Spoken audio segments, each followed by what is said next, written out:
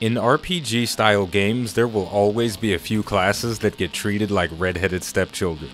Destiny 2 is no exception, with the Warlock, Titan, and Hunter classes each having 3 subclasses with 2 branches of abilities to choose from. There are a few that underperform.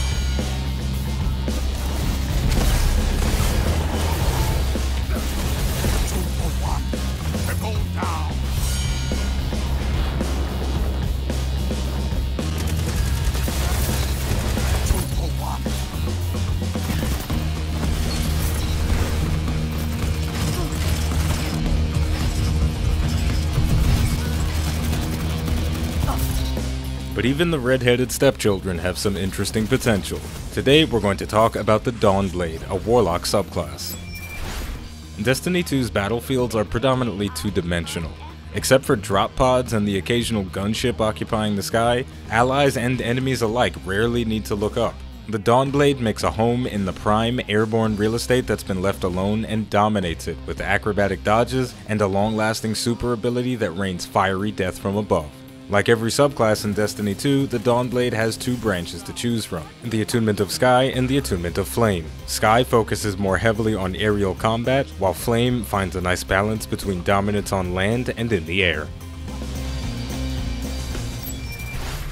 The Attunement of Flame is an all-your-eggs-in-one-basket playstyle. With no cooldown reduction in its abilities and a focus on having a stronger super, you've got to make the big moments count with this branch of the Dawnblade or it will feel very lackluster. Igniting Touch is your melee ability. On contact with an enemy, it burns them, dealing damage over time. If they die from the burn or the initial melee, they'll explode, dealing damage to nearby enemies. It's far from the best melee in the game, but it'll clear out a pack of enemies if you get surrounded. Phoenix Dive allows you to descend from the air rapidly and restores health while you descend. While Daybreak, the Dawnblade's super ability, is active, Phoenix Dive will create an area of effect explosion. Phoenix Dive is a somewhat lackluster ability because it's very easy to use it ineffectively. Phoenix Dive has a long animation, so if you use it in a place where enemies still have line of sight on you, you're gonna die. But if you adopt a hit and run playstyle using Phoenix Dive when you're behind cover, you'll always come out of trades on top. The final 2 abilities, Fated for the Flame and Everlasting Flame, turn a somewhat lackluster super ability into a force to be reckoned with. Fated for the Flame causes Daybreak projectiles to seek targets. On impact, they leave behind a trail of flames. The tracking isn't amazing, but if your fireballs are headed in the general direction of an enemy, this ability will cause them to hit. Everlasting Flame extends the duration of Daybreak whenever you score a kill. This is extremely potent against large packs of enemies. The Attunement of Sky is an entirely different animal. It trades a stronger super ability for more readily available grenades and melee attacks. Swift Strike is an extremely potent offensive melee ability. After hitting an enemy, they take a small amount of extra burn damage over time. On hit, you receive a lengthy buff that greatly increases your movement speed and reload speed. The reload and move speed increase will turn you into a very agile powerhouse. You can output ridiculous amounts of damage on weak targets if you have a weapon with the Kill Clip perk, and power weapons like rocket launchers and shotguns that have long reload times will be much faster and much more furious. In PvP, Swift Strike will help you keep your magazines fully loaded so you won't get caught a few bullets short of a kill.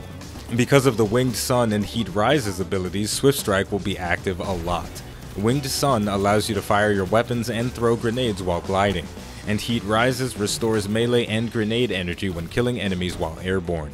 Additionally, casting Daybreak will refresh your cooldowns. Most weapons in Destiny 2 will suffer very severe penalties when firing while airborne, so to make good use of Heat Rises, you'll either need a weapon like a submachine gun that retains most of its accuracy while airborne, or the Wings of the Sacred Dawn exotic. Finally, Icarus Dash allows you to dash in any horizontal direction while gliding, which solidifies the Attunement of Sky as an aerial menace. This dash is my favorite part of the Dawnblade subclass. It adds a significant amount of mobility to the Warlock.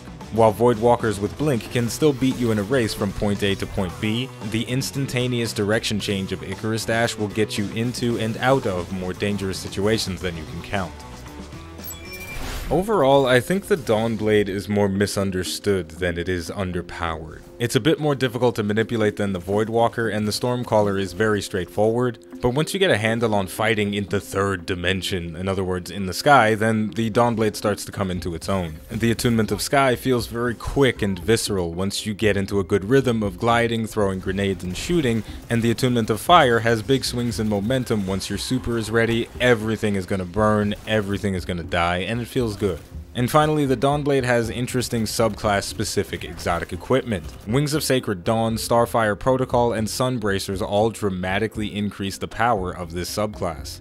So to wrap things up, the Dawnblade, it's got a lot of potential, and if you're willing to master it, you can do some very impressive things. With all of that said, the name of the game is Destiny 2. The name of the channel is iBluairJgR Gaming for Comedy. Don't forget to like, subscribe, and don't be lazy. Leave a comment, it only takes about 5 seconds. Thank you for watching, and I'll see you next time.